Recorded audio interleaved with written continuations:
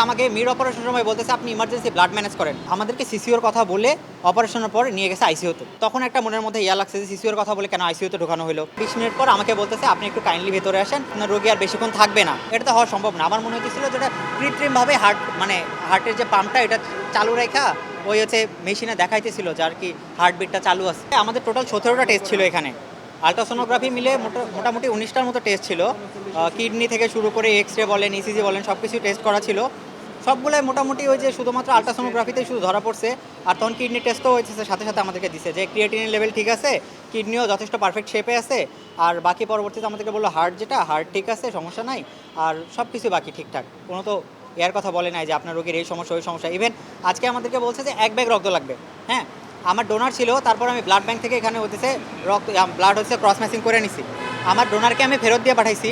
এখন মিড অপারেশনের সময় আমাকে বলছে যে ব্লাড লাগবে। সেই জিনিসটা আমাকে আগে অবগত করা যেত না যে ব্লাড লাগবে। সেটা আমাকে মিড অপারেশনের সময় বলতেছে আপনি ইমার্জেন্সি ব্লাড ম্যানেজ করেন, আইদার আজকে রাতে ব্লাড দিতে হবে, নাহলে কালকে সকালে দিব।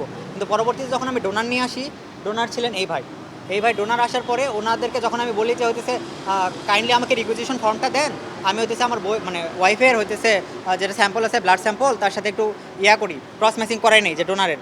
ওরা তো আমাদের থেকে ব্লাড চাইছে ইমার্জেন্সি, এরপরেও ডোনারকে যখন রিকুইজিশন ফর্ম চাইছি আমি ডোনারের, তখন ওরা বারবার হইতেছে পিছাচ্ছিল যে বিভিন্ন কথাবার্তা বলে পিছাচ্ছিল আর কি জিনিসটা, যে হইতেছে আপনি একটু ভিতরে আসেন, কথা আছে, কিন্তু ব্লাডের কথা তখনও বলে নাই। এরপরে বলছে যে আপনার ওয়াইফ হচ্ছে কার্ডিয়াক অ্যাটাক করছে। কার্ডিয়াক অ্যাটাক করার পরে এটা আমরা হইতেছে এর পালস তার চলে গেছিলো, আমরা আলহামদুলিল্লাহ তাকে ঠিক করে নিয়ে আসছি। এখন আপাতত সিসিইউতে তাকে রাখা হবে, 1 থেকে 2 দিন অবজারভেশনে রাখা হবে। রাখার পর আপনাদের রোগী আপনাদের কেবিনে দেওয়া হবে। কিন্তু আমাদেরকে সিসিওর কথা বলে অপারেশনের পর নিয়ে গেছে আইসিইউতে। তখন একটা মনের মধ্যে ইয়া লাগছে যে সিসিওর কথা বলে কেন আইসিইউতে ঢোকানো হলো। ওখানে তো এইচডিও ছিল আর আইসিইউ ছিল, সিসিইউ তো ছিল না। কোনো যেন ডক্টর উনি আমাকে বললো যে শোনেন আপনাকে একটা কথা বলি, সেটা তার আইসিইউতে ঢোকানোর 1 ঘন্টা পরে বলছে যে আপনাকে একটা কথা বলি। সে কথাটা হচ্ছে যে আপনার ওয়াইফ তো একবার কার্ডিয়াক অ্যারেস্ট করছে হচ্ছে মিড অপারেশনের সময়, আরেকবার আইসিইউতে আসার পর আরেকবার কার্ডিয়াক অ্যারেস্ট করছে। তো এখান থেকে আসলে রোগী বেঁচে ফেরে কিনা সেটা আল্লাহর উপর ডিপেন্ড করে, আল্লাহ করে।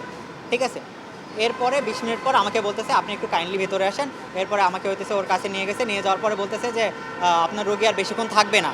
হ্যাঁ, তখন আমি যখন গেলাম অপারেশন থিয়েটার, আমার যেখানে ওয়াইফ আছে সেখানে যাওয়ার পরে দেখি যে তার হার্টবিট ছিল 37, 36, 35, 34 লো করতেছিল। কিন্তু তার তো মুখের মধ্যে নল দেওয়া ছিল। আমি তো মেডিকেলি অতভাবে এক্সপার্ট না, ওটা আসলে কৃত্রিমভাবে তার হার্ট চালু রাখা হয়েছিল কিনা সেটা তো আমি জানি না। হ্যাঁ, তো 1 মিনিট যখন আমি দাঁড়ায় থাকলাম, 1 মিনিট, ঠিক 1 মিনিটের একটু কম সময় মনে হয় হবে, এরপরে আমার ওয়াইফের হার্টবিটটা 0 হয়ে গেছে। তো আমি যাওয়ার পরেই যে মারা যাওয়া, এটা তো মিরাকল। এটা তো হওয়া সম্ভব না। আমার মনে হচ্ছিল যে এটা কৃত্রিমভাবে হার্টের যে পাম্পটা এটা চালু রাখা ওই হচ্ছে মেশিনে দেখাইতেছিল যে আর কি হার্টবিটটা চালু আছে।